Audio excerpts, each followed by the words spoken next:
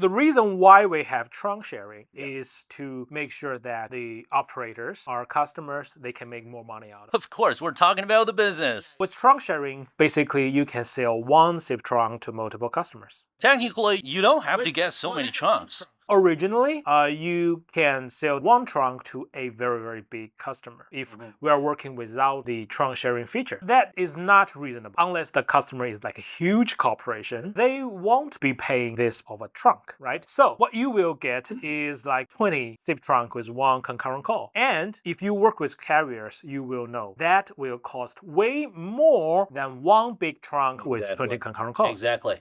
That's a waste of resources. If you have 20 customers, each of them need one zip trunk, one channel, one concurrent call, you will have to pay sometimes 30-40% more. But now you are doing one zip trunk with 20 concurrent calls. You are distributing the different channels to them. So that will save you a lot of money. You won't sell a zip trunk of 20 concurrent calls to 20 customers. We want to control the cost. Most of our customers, especially end users, they don't have a special requirement. What they need is just a phone system which can make phone calls. Give me one number or maybe two numbers. That's enough. This is the real scale of the numbers that you use. If you are being very aggressive business, this 20 channels zip trunks can be sold to 40 customers. Sure thing. That's enough. Even 60. Imagine all the money you will save on the trunk cost. And of course, there are other reasons. Technically, if you're going to set up all these zip trunks, your configuration is all based on the PBX interface. But originally, the connection it builds between the carrier and your SBC proxy. So you have multiple trunks, multiple subscribers, but they all go through same IP address. They're just gonna block you. I would say that's like 30% of the reason. The most important thing is that you can save on the cost for the zip trunk.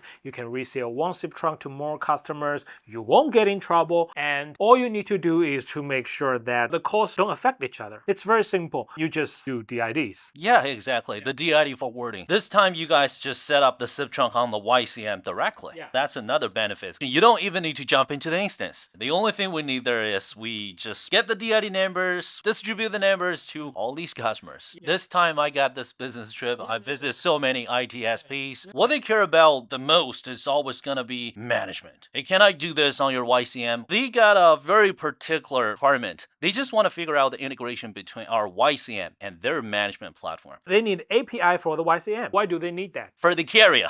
Usually what they provide to the customers is not just the phone system. This is just a part of them. They have so many services. And eventually what they're going to manage the whole thing is their own platform. That's why they require the API integration. They put our YCM be a part of their management system. They don't even access the YCM. For ITSPs, the products they're selling is the zip trunk. They're trying their best to control the cost. How can I minimize my cost and maximize my profit? If you really look at some of the features that we have designed in the YCM, like PBXs, provision, that's for ITSPs. There are more features that we are planning. For example, we are going to offer high availability for SBC load balance. That's something else for our ITSP customers. You can also try to get the white label. That also matters for them. It doesn't mean that we have abandoned the devices resale business mode. On contrary, we are planning more features. We will surely have AI features, and it's a very long-term investment from basic things like STT, word extraction. Every call you make will be a report. That was kind of like a meeting report. And there will be TTS for you to quickly generate an audio, like a prompt. You don't have to record it. All you need to do is to type in. There will be like AI knowledge base, but that is further on the road. Maybe next year, but we will try to make sure that our phone system is easier and more cost effective to operate.